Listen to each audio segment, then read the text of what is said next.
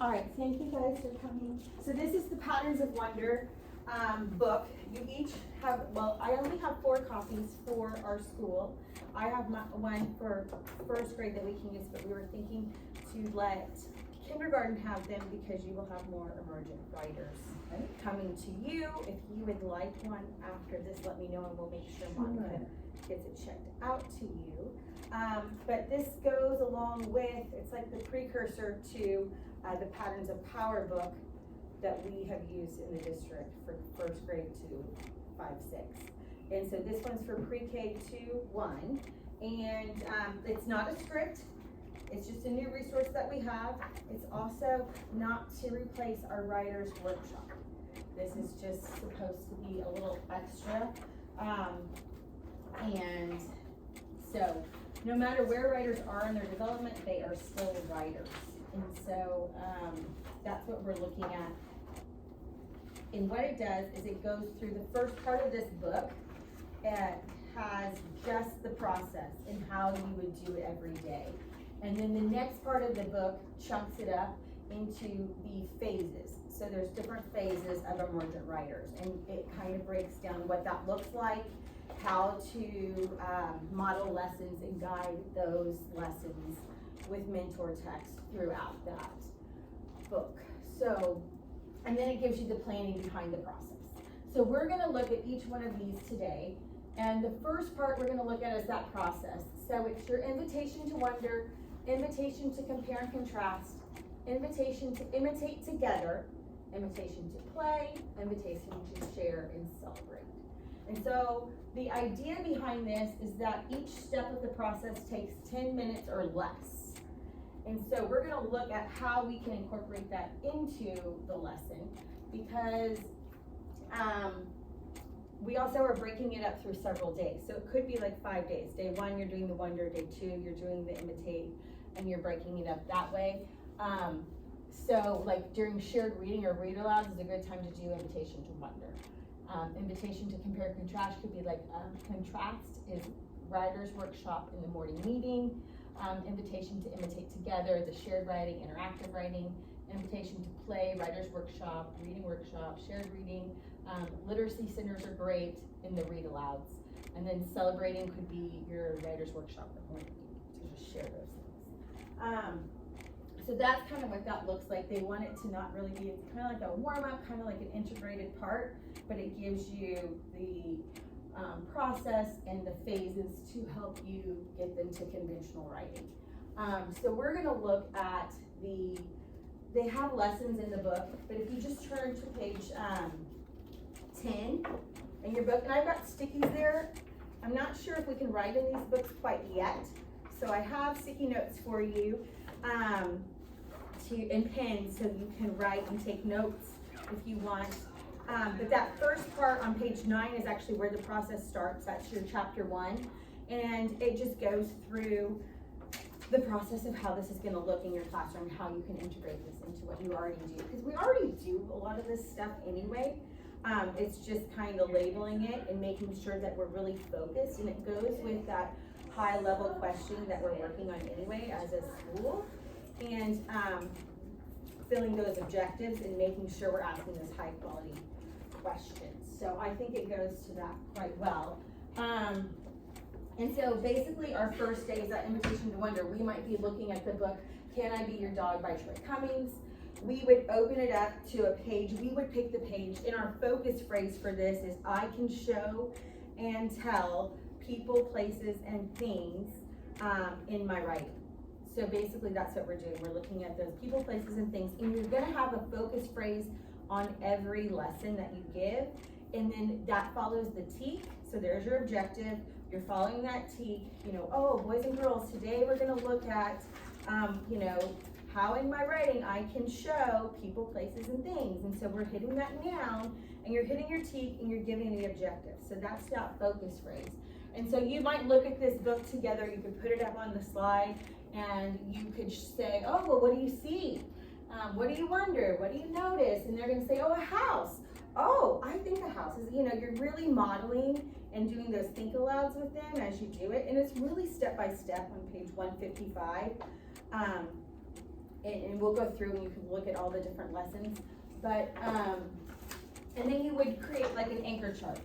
So, and we want it to be kind of fast, again, 10 minutes or less. So as you're looking at that picture of the post worker, the postal woman and her house, you know, you're gonna ask the students, like, what do you wonder? Is there anything you notice? And, oh, I noticed the house. Oh, I see the kids playing on the back. And you can put this, there's your focus phrase. I show and tell about people, places, and things.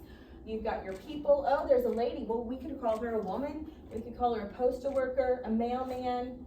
We see kids in the picture, places. And that's the other thing is with nouns and in grammar, there's never really a right or a wrong. It could be, the place could be a house, or the house could be a place, and the house could be a thing. There's no right or wrong on that either. And then you've got your list of things. So that's your, just day one, invitation. You wonder, what do you see, what do you notice? And you can make a quick anchor chart to go with that. And then your next day would be, the next part of your phrase is invitation to compare and contrast. So when we look at that, you could pick another page from that book. It could be another book. You can use this for with your interactive or your read alouds. It doesn't have to be these books. I mean, we're using them anyway. A lot of the books that are in the Patterns of Wonder are not in our mentor text. They're in our old mentor text, but they're not in the FNPs. Some of them are, and I'm sure we have them in our library, but so we can get them. So it could be a book. It doesn't have to be this book, just something similar. Anything. It could be, okay. You can pick, and when we get to the lessons, there's like alternative books already listed. And really, you can use with any book you're reading. It doesn't have to be, so it can be that interactive writing and all those pieces that we are, again, already doing. We don't need to reinvent the wheel. It's just here for us to possibly use the focus phrases and those questionings for that higher level of question that we're working on anyway. So in this point, you're gonna look at another page and you're gonna say, oh, what do you notice about the choices the writer made here? What did the writer do the same on both pages? What did they do differently? And what do you think, you know, it's going back, and you can add that to your anchor chart there. So that's what that part looks like, comparing and contrasting what's different and what's the same. You could use two totally different books to do that. Oh, well, look at how this author did this and that author did that.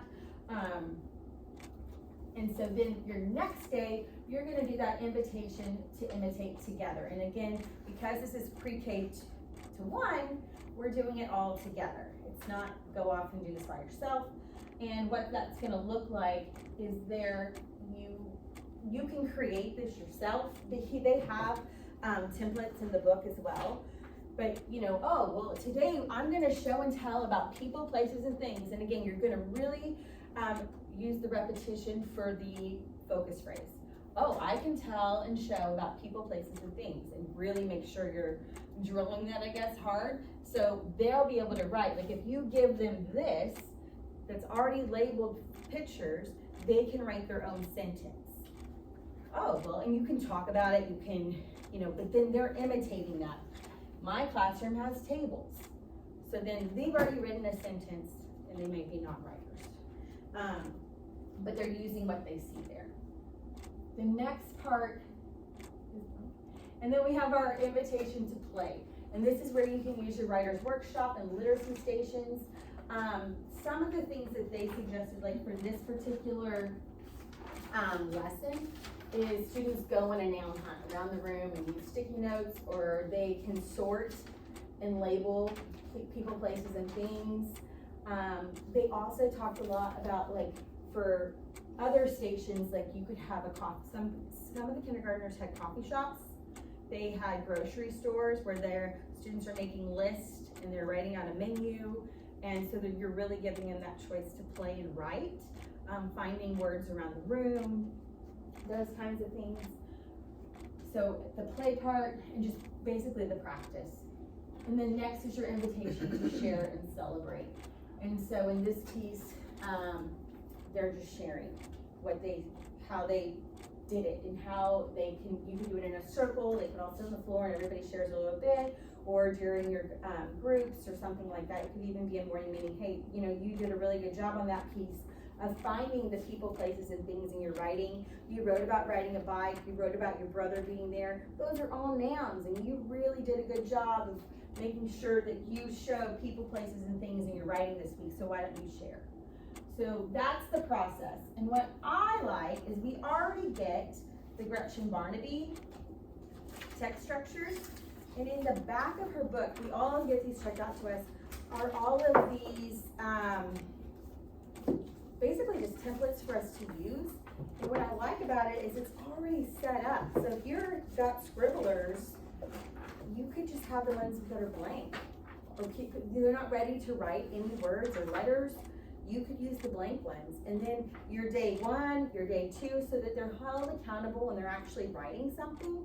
So they could do for each day in the blanks, and then you've got in the back, you've got lots of different, oh, well, this is where we're gonna do our finished product, and you're gonna write your best one, or you're gonna do that here. And there's lots of them in the back of our book. I've got a printout of them. For first grade, we have these in the back of Gretchen Barnaby, which I personally like the lines with the dots because they're still working on that letter formation. So I'll give you guys those. And, but you do have the book. We all have that book for text structures. So not even using it as text structures, but using it to just make sure that you are holding them a little bit accountable for what they're doing.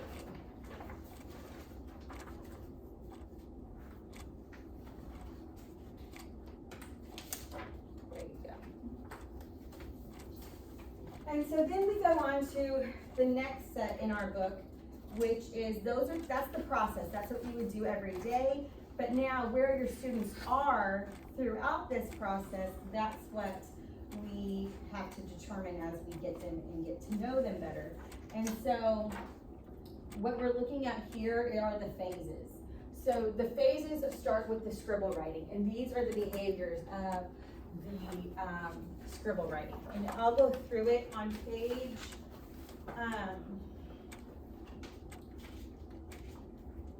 21 is that second chapter, and then that's what we're looking at up there, and it basically describes each of the behaviors that you would see for each of those phases. And your kids are gonna go through the different phases until we get them to conventional writing.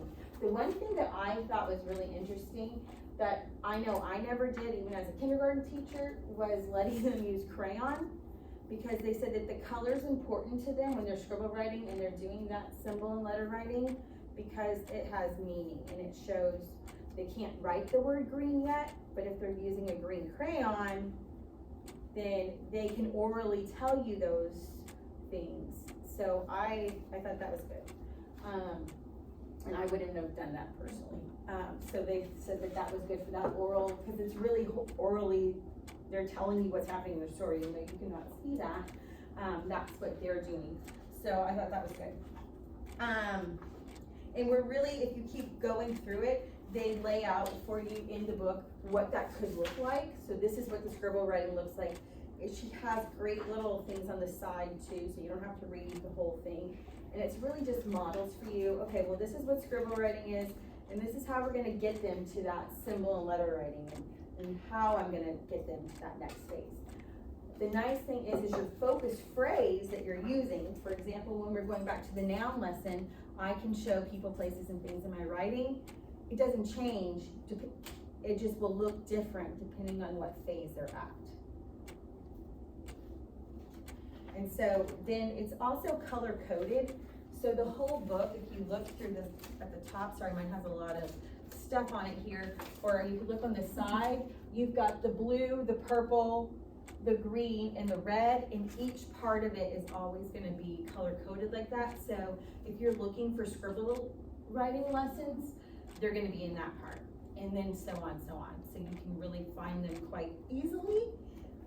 If you just need a quick lesson to go with, okay, well, how do I get that scribble writer to get to the letters and symbol writing, or how am I gonna get that letter? And I would say there's a bigger chunk of that symbol and letter writing anyway in the book, if you're really looking at it. But it is color coded, so that I thought helped a lot. But each part is broken up for you, so you can see what that will look like. Like you still sometimes have some letter strings down here, But if you wanted to take a minute to go through and look at what those phases look like, that's basic. So it really is, the scribble writing is drawing to represent writing, relying heavily on oral language, using a variety of lines and dots to record language. And we'll go through each one here. So on page 24, you can see this is really what they're doing.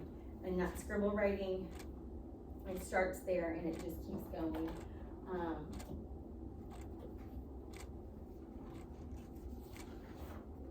And then if you go to the next page, which is symbol and letter writing phases, the mock letters, the symbols, the letter strings, all of those things, they're experimenting with labels, and that's on page 28, and you can see what they're doing there.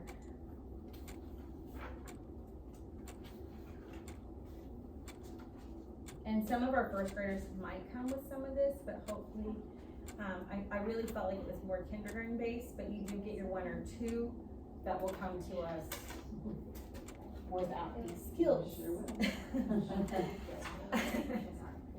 And then of course your transition writing, they're labeling pictures using sounds, using letter sounds. You can find this one on 33. They are maybe putting the first letter that they hear, and they're writing when they're labeling or writing things, they're copying words from the room, and they're starting to use those spaces and trying to make sentences. And then trying out capital letters and punctuation. So you start to see that a bit more on that transitional writing phase on page 33.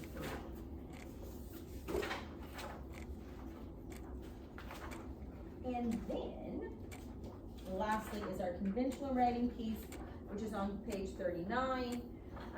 But I really like how all of these have exemplars of what it looks like and what it, so you can really, and it gives a couple different examples of what it looks like, so you can determine, because sometimes it's hard with their writing to know, like, are they really here or are they there? Which phase are they really in? Because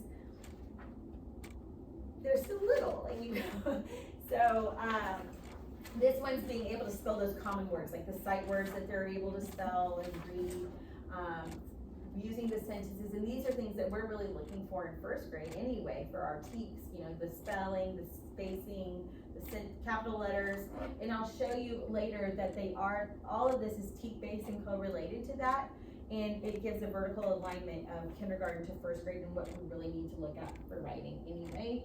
And so how we plan this when we're looking at the planning part is on page 50. You want to turn there, you can see that 50. This is just an example, and again, we're already doing this in our writing, but we're selecting that standard of what we're teaching for the day, for the week, for that unit, and then we're making sure that we are picking books that work with the author's craft and purpose, supporting the writing, using those focus phrases. I feel like really help, because they kind of stick, and when we repeat them, they understand that what they're doing, and then you're really making sure your objective is clear for them. And then you're choosing a text that demonstrates the standard. Again, these don't have to be any of these books. They can be from our F&P, they can be our interactive reading, our read-alouds, whatever we're doing. And then planning, which we're imitating and modeling that anyway in our mini lesson. And then the plan for play and the celebration of their writing, which we already do all of that in our writer's workshop. So this is just kind of like an additional resource that we can use to help. And so when we're planning, using those focus phrases, and I'll show you on the next one, this is how it's still the same focus phrase, but it's gonna look different for each of the kids. And it kind of gives, this is on page 59, and it gives an example of what that looks like for each phase with the same focus phrase. So you're still using this whole group focus phrase in lesson content, and then it can go through each of the phases for all of your students.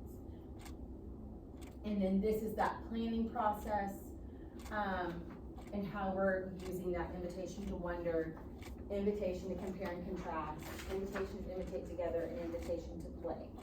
So, and then celebrate, of course. So we can look at that too to help.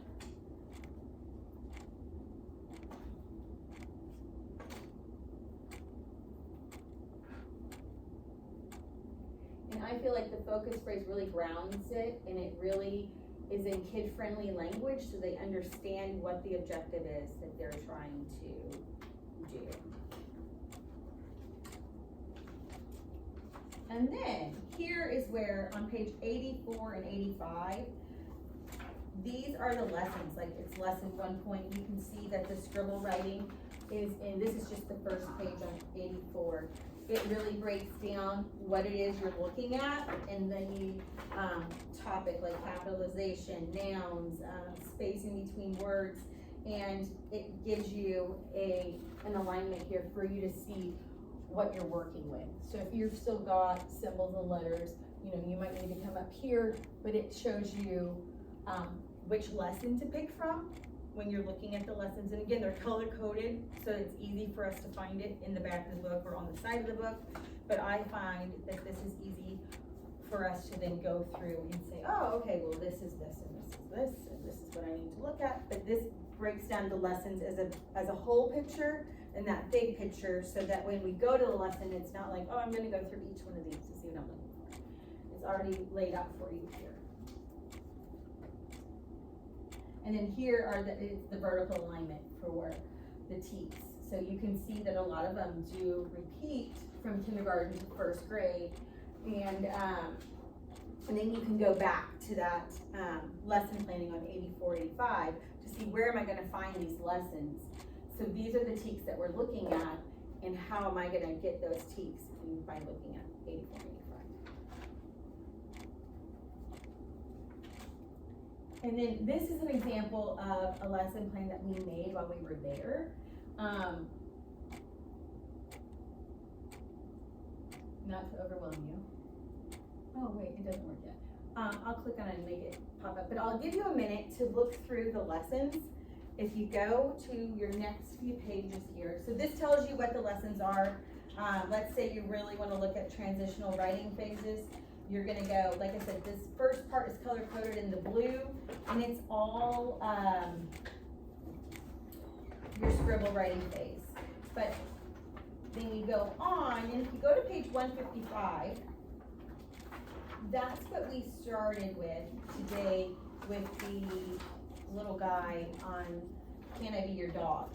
So 155 is really breaks it up for you in the book, shows clearly what your focus phrase is, tells you what to do, gives you some alternative books you could use here on the side, and then it breaks down each day for you.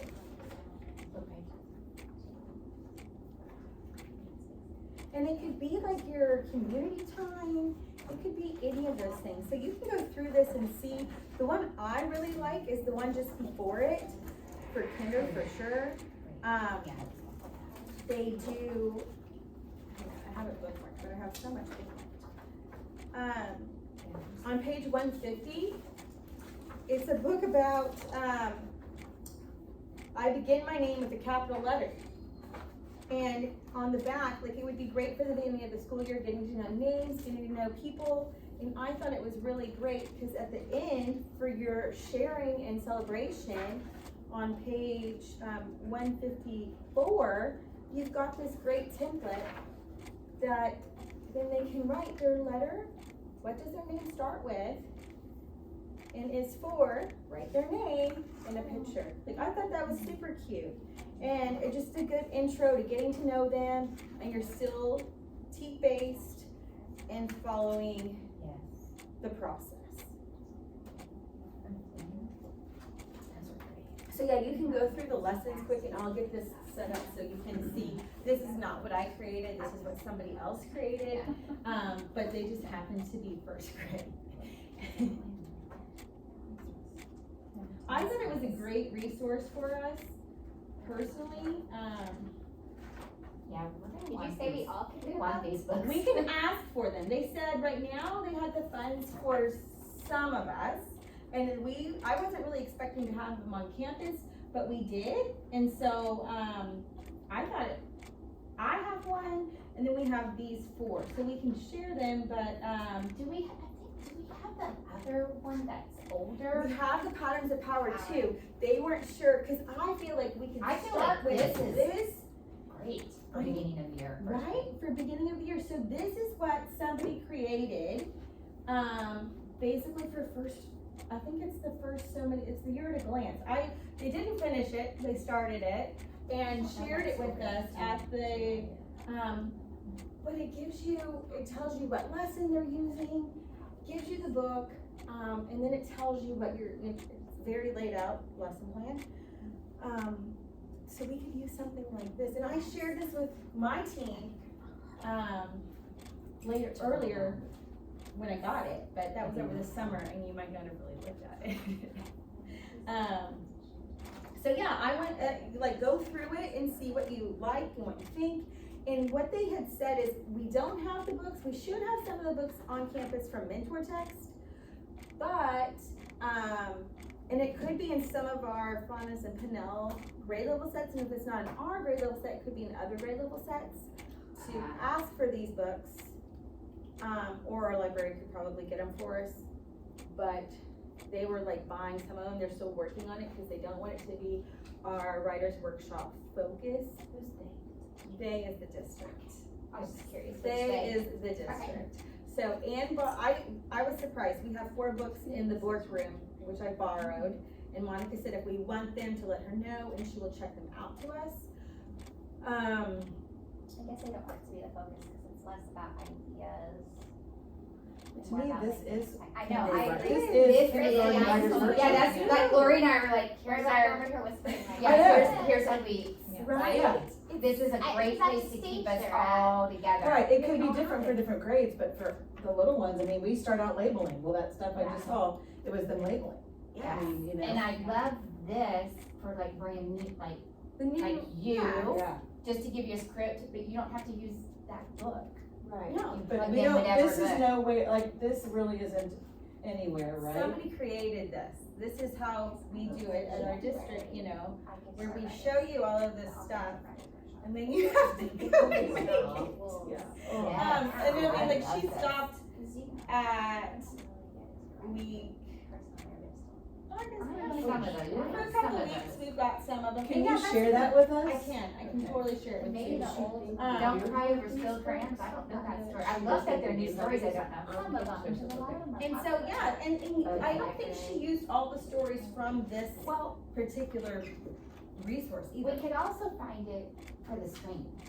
That's what I did when I was virtual, I For the taught. what? Oh, Like, found yeah. virtual. You know, like our Good good read, or idea. book reads, or good A reads, good or read whatever. aloud. That's the wrong name of it, I but just Googled the story and Yes. read aloud and found, there's a couple of ladies I Yeah. liked the best and they had great readings. we don't Yeah. have to buy So you them don't so have much to even anymore. buy them, and we can still, that's easier to show for whole group. Yeah. Oh, look at this picture in the book, what do you notice, what do you think? And then compare it to another one, so it doesn't have to be, like, it's just a little bit every day. So in my mind personally, I was thinking all it's of our this mini is- lesson.